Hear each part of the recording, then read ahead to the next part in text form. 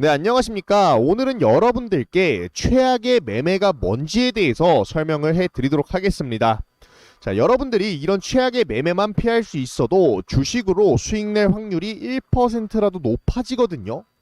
그래서 제가 오늘은 최악의 매매에 대해서 설명을 한번 해드릴까 해요. 그리고 최악의 매매를 피하는 방법까지도 여러분들께 설명을 해드릴 테니까 오늘 내용에 해당이 되시는 분들은 꼭 최악의 매매하는 습관을 버리시는 걸 권해드리겠습니다.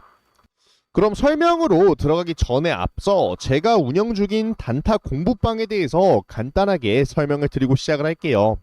제가 이전 유튜브 영상에서도 소개를 한번 해드렸었는데 저희 단타 공부방에서는요, 매일 이렇게 3종목부터 6종목까지도 추천을 해드리고 있습니다. 저희는요, 그리고 투명하게 이렇게 손실 난 것부터 수익 난 것, 그리고 적중률까지 모두 공개를 하고 있습니다. 여러분들이 들어오셔서 제가 어떤 종목을 추천을 드리는지, 그리고 그 종목에는, 제가 추천드리는 종목에는 어떠한 호재거리가 있는지, 이런 부분만 한번 지켜보셔도 여러분들이 분명히 단타함에 있어 공부가 될 거라고 생각을 하니까 관심 있으신 분들은 유튜브 영상 설명란을 클릭해 주시면 되겠습니다. 그럼 이제 본론으로 들어가서 최악의 매매가 뭐냐면요, 낮은 확률이죠. 확률이 낮은 매매를 하는 거예요. 최악의 매매란. 여러분, 제가 항상 매 영상에서 말씀을 드리는 게 주식은 이 확률입니다. 확률이 높은 매매를 해야지 여러분들은 돈을 벌 수가 있는 거고요. 즉 확률이 낮은 매매란 50% 미만의 확률의 주식을 매매하는 거고, 반대로 확률이 높은 매매란 50% 이상의 확률의 주식을 매매하는 거예요. 그리고 여러분들, 만약에 어떤 주식이 오를 확률이 60%인 것을 모두가 알고 있어요. 근데 그 주식이 내려갈 확률이 40%이기 때문에 매수를 안 하는 건 정말 바보 같은 행동이거든요. 그렇잖아요. 주식은 여러분들 오를 확률이 이렇게 50%를 넘기면 분명히 이거는 매수를 해야 되는 거예요. 매수를. 물론 이 60%의 확률이 40%의 확률에 걸려서 운이 안 좋게 내려갈 수도 있지만 60%의 확률을 가진 주식을 100번가량 매수를 하다 보면은 이건 분명히 수익으로 바뀌거든요. 그래서 주식은 무조건 이 확률이 높은 매매를 해야 된다는 건데, 그러면 여러분들 50% 미만의 확률, 최악의 매매란 어떤 걸 의미하는 걸까요? 이게 굉장히 중요한 얘기인데 결국에는 이렇게 시장을 봐야 되거든요. 시장이 오를 확률이 만약에 50% 미만이라면 내가 들어간 종목이 오를 확률 또한 50% 미만이라는 거예요. 이건 당연한 얘기겠죠. 그럼 여러분, 코스피 차트를 한번 보시면요, 이렇게 시장이 밀리는 시기에 내 종목이 오를 확률은 50%가 안 됩니다. 분명히 안 돼요. 그러니까 이런 시기에 매매를 하는 건 최악의 매매라고 말씀을 드릴 수가 있는 거예요. 굳이 매매할 이유가 없는 시기라고도 할 수 있겠죠. 코스피가 어느 정도 이렇게 상승을 해줘야 내 종목이 상승할 확률이 50%가 넘어가는 거거든요. 자, 결국 시장 상황에 따라 최악의 매매와 최고의 매매가 갈린다는 얘기인데, 그러면 여러분들, 이런 최악의 매매를 피하는 방법이 뭘까요? 제가 이전 영상에서도 말씀을 드렸지만 최악의 매매를 피하는 방법은 장 시작하기 전에 미증시를 확인하는 거거든요. 만약에 여러분들이 장 시작 전에 미증시를 봤는데 1%가량 크게 밀려 있다면 그날은 제가 설명드린 확률 낮은 매매가 되는 날이에요.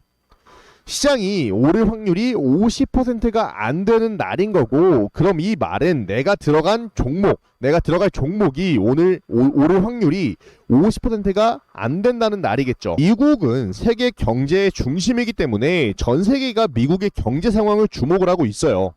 미국의 증시가 만약에 안 좋다면 당연히 우리나라 증시에도 영향을 끼칠 수밖에 없습니다. 그러니까 우리는 국내장을 보기 전에 분명하게 말씀을 드리지만 미증시를 꼭 봐야 돼요. 미증시가 안 좋다는 얘기는 우리나라 증시도 마찬가지로 오늘 좋지 않을 가능성이 높겠구나, 이렇게 어느 정도 유추를 해볼 수가 있는 겁니다. 여기까지는 여러분들도 당연히 아는 뻔한 얘기일 수가 있어요. 그래서 조금 더 중요한 내용을 한번 말씀드려보면요, 이렇게 코스피 차트를 보시면 증시가 이렇게 계속 안 좋은데 그럼 우리는 매매하지 말고 손가락만 빨고 있어야 되냐? 자, 그건 또 아닙니다. 이렇게 증시가 안 좋을 때도 뭐 이런 구간에서 기술적 반등 포인트를 노리면 되는 건데, 제가 기술적 반등 포인트를 어떻게 잡는지 설명을 한번 드려보면요. 자, 여러분들 혹시 FOMC 회의라고 아시나요? 제가 요약을 한번 해드리면요. FOMC란 미국이 앞으로 경제를 어떻게 이어갈지, 아니면 금리가 얼마나 올라갈지, 그럼 우리는 앞으로 어떻게 이거에 맞춰서 나아갈지, 뭐 앞으로의 방향성에 대해 알려주는 회의라고 보시면 되거든요. 아까 제가 설명을 드렸지만 미국은 세계의 중심이기 때문에 미국의 정책의 방향성에 따라서 세계 금융시장이 요동을 치고 우리나라도 물론 피해갈 수가 없겠죠. 그렇기 때문에 이 FOMC 회의가 회의 결과가 굉장히 중요한 건데, 한번 보시면 이렇게 FOMC 회의 발표일이 12월 15일로 나와 있습니다. 그럼 12월 15일로 기준을 두고 말씀을 드려볼게요. 자, 12월 15일을 기준으로 두고 플러스 마이너스 3일, 이 기간은 예측 불가 기간이거든요. 이 말은요, 12월 15일에 마이너스 3일인 12월 12일부터 플러스 3일인 12월 18일까지는요, 예측이 불가능한 기간이라는 거예요. 한마디로, 자, 시장을 볼 때 50% 확률이 넘지 않는다는 거죠. 즉, 예측 불가 기간에 투자를 하면 최악의 매매로 이어질 수가 있는 거거든요. 물론 운이 좋아서 분명히 수익을 낼 수 있겠지만 50% 확률이 넘지 않으면 여러분들은 절대 투자를 하시면 안 돼요. 그리고 예측 불가능한 이유에 대해서 제가 설명을 한번 드려보면, 보통 회의 결과 발표날, 이 발표날에 금리 인상 발표가 나오는데, 이런 결과가 나오면 시장의 플러스 마이너스 3일간은요 요동을 쳐요. 오르는 경우도 있고 뭐 빠지는 경우도 있고, 우리는 그것을 전혀 예측할 수가 없다는 얘기죠. 그렇기 때문에 FOMC 기준으로 플러스 마이너스 이 3일 동안은 주식에 대해 어느 정도 아시는 주식 고수가 아닌 이상 매매를 하지 않는 게 좋다고 말씀을 드리고요. 그러면 기술적 반등은 언제 파악할 수 있는지 제가 한번 설명을 드려보면요. 여러분, 회의 결과를 12월 15일이라고 기준을 잡으면 일주일이라는 기간 동안은 증시를 지켜봐야 돼요.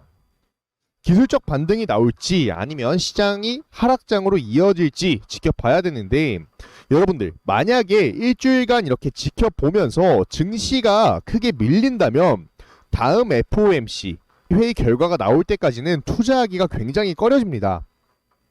왜냐하면 하락장이 강하게 지속된다는 거기 때문에 증시가 올라갈 확률이 50%가 넘지 않는다는 얘기죠. 근데 만약에 증시가 이런 식으로 횡보를 해주거나 아니면 뭐 소폭의 상승을 보여준다면 시장에서 FOMC 회의 결과에 대해서 어느 정도 긍정적으로 받아들였을 확률이 있다. 물론 장기적으로 하락 추세인 건 맞지만 다음 FOMC 회의 결과까지는 뭐 기술적 반등이나 횡보가 나올 수 있다. 이렇게 판단이 되기 때문에 7일 일주일 뒤인 12월 22일 이후부터 다음 FOMC 회의 결과 뭐 3일 전까지는 투자가 가능하지 않나, 이렇게 판단을 해볼 수가 있는 거예요. 근데 지금 초보자분들 보면 이 예측 불가 기간에 아무 생각 없이 FOMC 결과가 언제인지도 모르고 아무 때나 이렇게 투자를 들어가요. 아무 때나. 이게 최악의 매매만 반복적으로 하고 계신 거죠. FOMC 회의 결과가 나오고 일주일, 아까 말씀드린 대로 이렇게 일주일은 지켜봐야 되고, 일주일 동안 횡보나 기술적 반등이 조금이라도 나오면 그때부터 투자를 해볼 수 있는 거니까 여러분들 귀찮으시더라도 반드시 이 FOMC 결과 기준으로 일주일 동안은 조금 쉬면서 증시를 지켜보시다가 투자하시는 것을 추천해 드리겠습니다.